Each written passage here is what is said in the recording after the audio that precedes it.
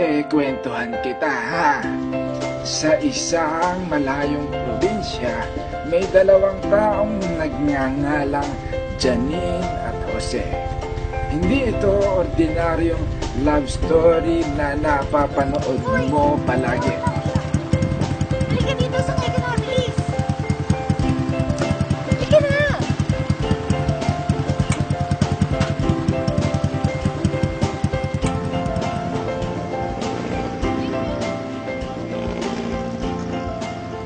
Oy! Ba't di ka sumasabay sa akin? Di ba sabi ko sumabay ka na? Nakita mo ba ako sa tricycle kanina? Tinatawag kita, meaning nun sumabay ka. Same school naman tayo eh. Alam mo, lagi kita napapansin dun eh. Lagi kita nakikita pag lunchtime, pag dismissal. Ako, napapansin mo ba ako? Janine nga pala. Janine. I am Janine. Yan. Alam mo, parang may connection tayo. Bakit di tayo palagi magsama? Alam mo kasi, parang nakikita ko, pwede tayo maging tayo in the future eh. As in, ganito kikwentuhan kita. Ako, gusto ko sa relationship, yung walang iyakan, hindi masyado sweet. Gusto ko yung parang, ganito lang, magkaibigan lang tayo.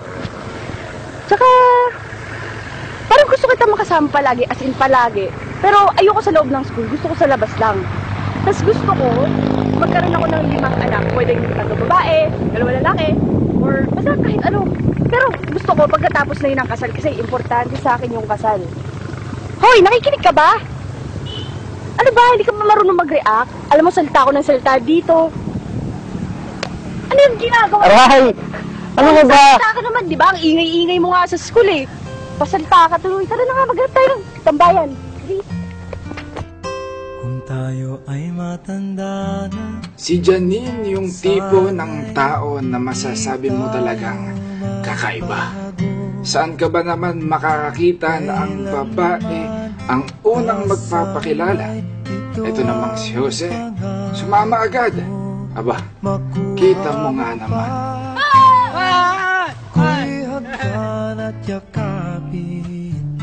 Dinala ni Janine si Jose sa isang lugar na malayo sa sibilisasyon. Tanda natin. Alam mo, nagkakata ko dito ako dumidiretso. Pero, mas masaya ngayon kasi may kasama na ako.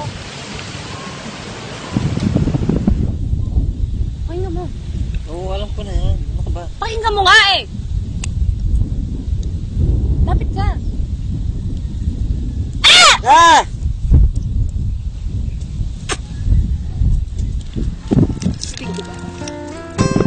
Pagdating ng araw, ang iyong buhok ay Pagkatapos sa eskwelahan, lagi na silang nagsasama. sabay. Hindi mo nga maintindihan si Jose na kahit di niya naiintindihan si Janine, sunod lang siya ng sunod. Dahan-dahan nagiging komportable sila sa isa't isa.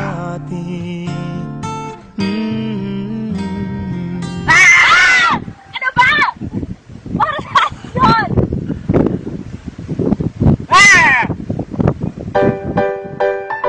Para bang nahawa na rin si Jose sa kaibahan ni Janine.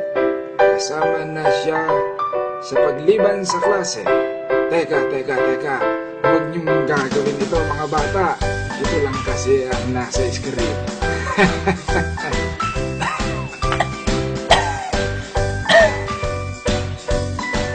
Ramdam na nila ang kasiyahan tuwing magkasama sila.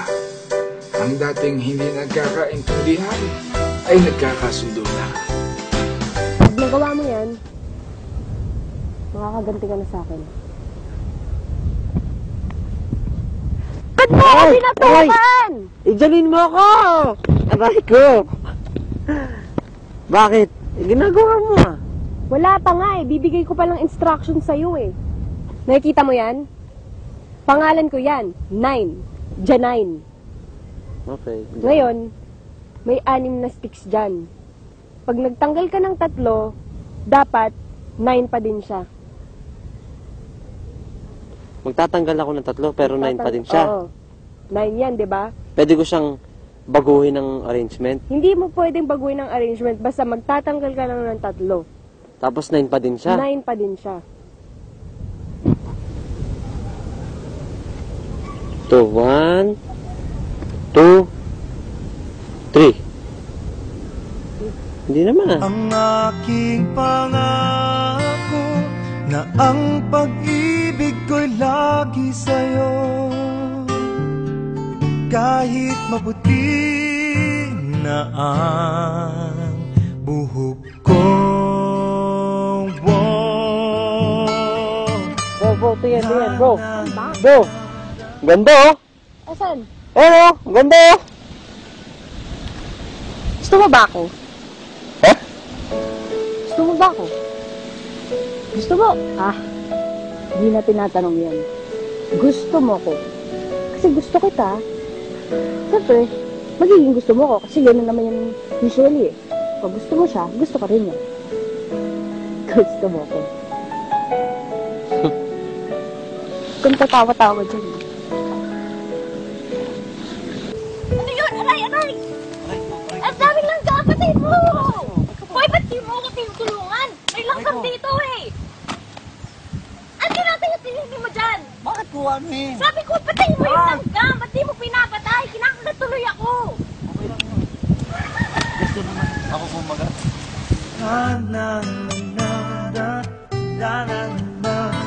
Dahan-dahan na dumidiskarte si Jose. Nagtataka siya dahil akala niya madali lang mapasagot si Janine. Aminin ba naman sa iyo ng babae na gusto ka niya?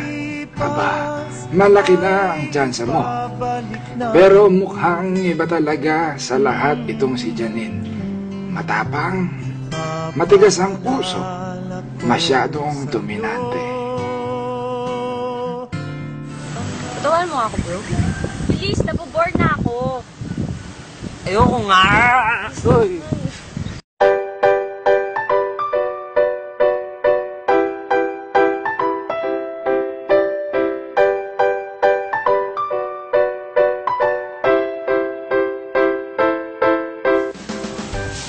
Yak! Yak! Yak! Yak! Yak! Sabi ko ayoko niyan, di ba?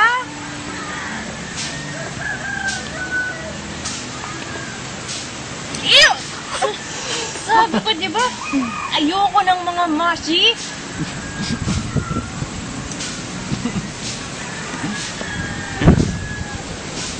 Ew!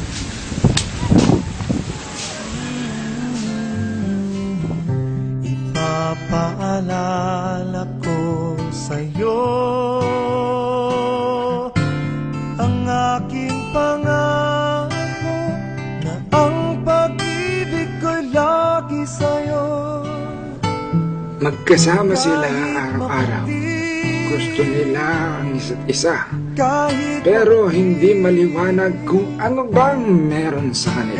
kahit maputi Di man sila naiintindihan ng mundo. Masaya na silang dalawa lang ang nagkakaintindihan sa mundo.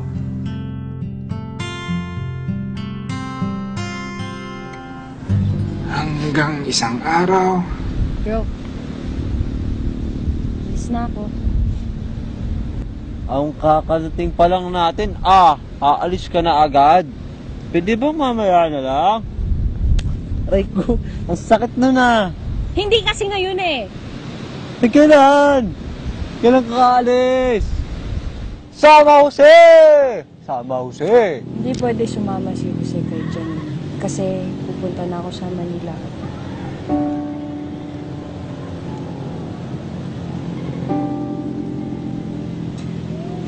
Ano gagawin mo sa Manila? Doon na ako pinag-aaral ng college. Bakit ka pupunta doon? Hindi ka ba nakikinig? Nakikinig, sorry. Di ba sinabi ko sa'yo sorry. kasi Masakit yan, mag-aaral masakit ako na ng yan. college? So maraming taon ka doon, bro. Paano tayo? Hindi... Bahala na.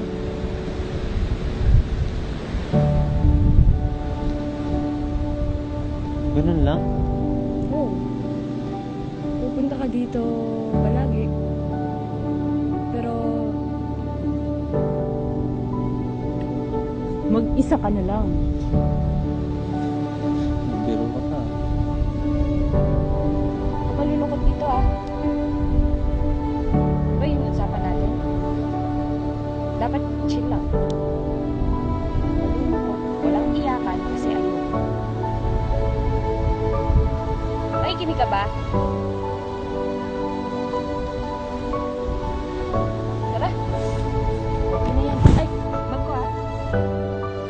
Nagulat si Jose sa mga pangyayari. Sa sobrang lungkot nito, ay di niya nakayanan ng gabing umuwi sila. Kaya naman agad niyang itinakas si Janine sa bahay nila at dinala sa lagi nilang pinupuntahan.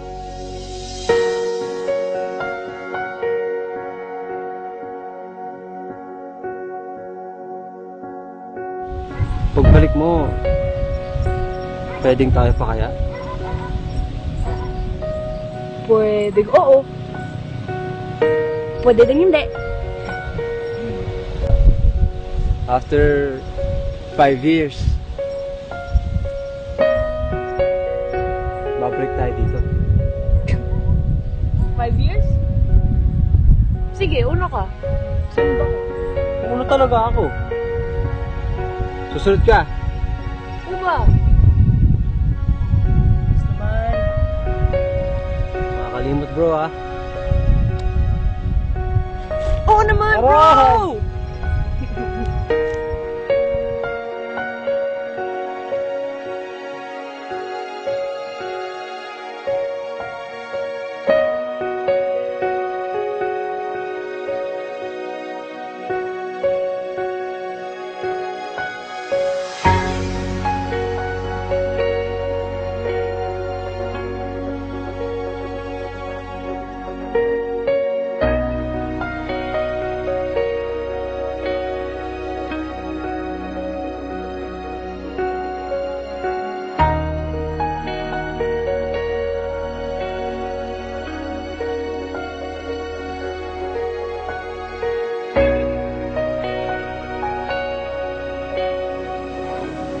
Lumipas ang mga araw, buwan at taon.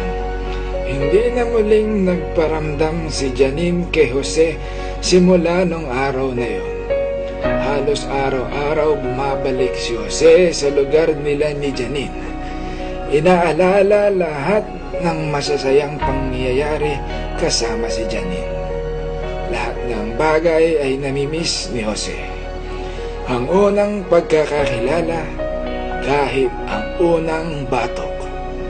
Hindi man lang alam ni Jose kung anong meron sa kanilang dalawa. Nagmahalan kaya sila? Naging sila ba? May babalik pa kaya? Nang malulungkot, walang iyakan kasi ayoko na. Minsan sa buhay natin may mga bagay na walang kasagutan. Di natin may intindihan pero alam ng puso ang tunay na nararamdaman. Mapaglaro ang tadhana. Ang masayang alaala ay naiiwan sa puso at isip panghabang buhay.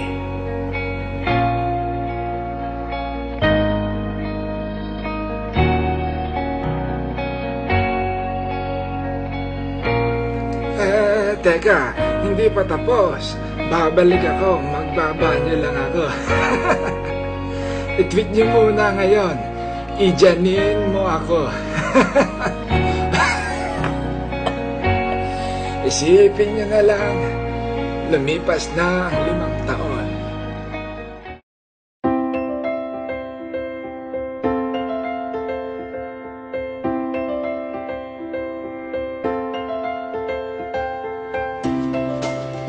Bumalik si Janine sa lagi nilang tagpuan.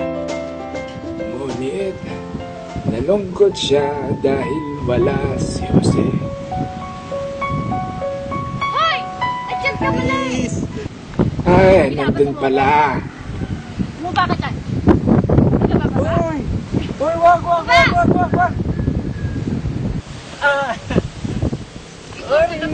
Sorry. May boyfriend ka na?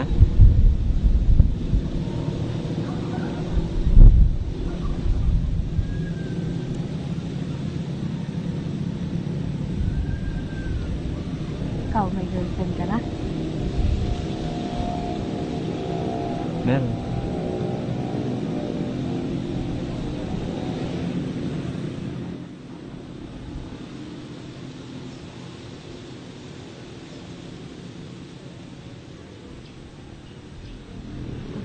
naman siya?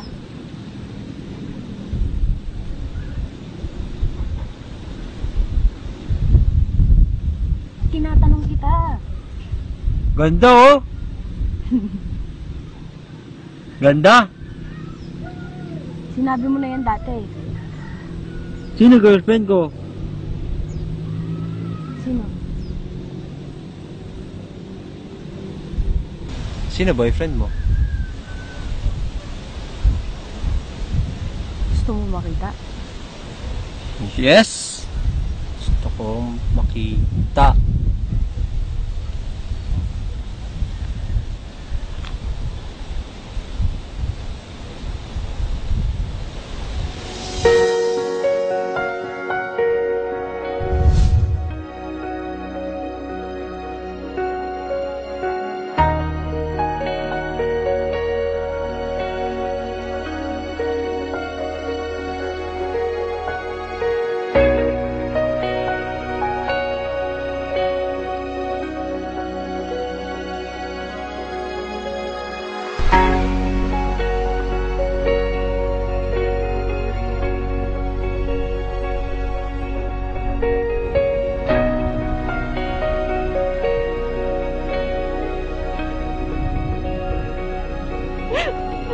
Namiss kita eh.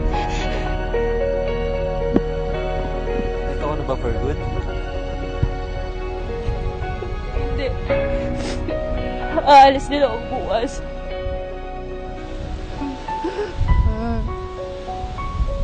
Dito ka na lang. Walang kasama si Jose. Ako lang mag-isa. Pati yung puno. Kailan tayo magkikita ulit?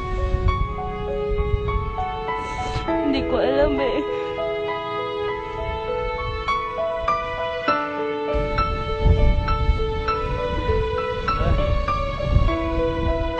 Pinanghawakan ng dalawa ang pangako sa isa't isa. Teka, hindi naman sila nangako ah.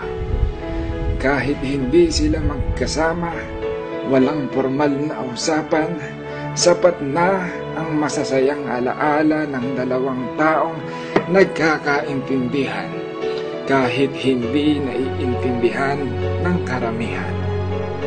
Ang pag-ibig nga naman, lahat hahamakin, kahit ang pusong bato ay kayang gawing pusong mamon.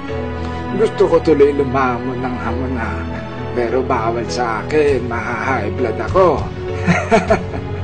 Ang taong normal, kayang gawing abnormal. Ang abnormal, kayang gawing normal. Ang pag-ibig ay masarap sabihin at pakinggan.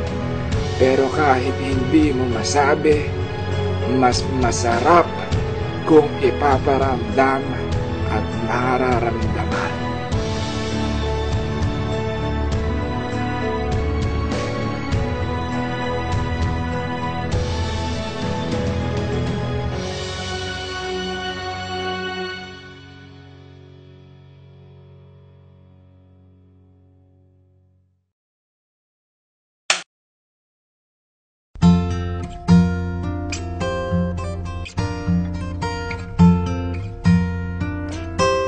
Tayo ay matanda na, sana'y Lolo Jose, alam ko na! tayo magbago.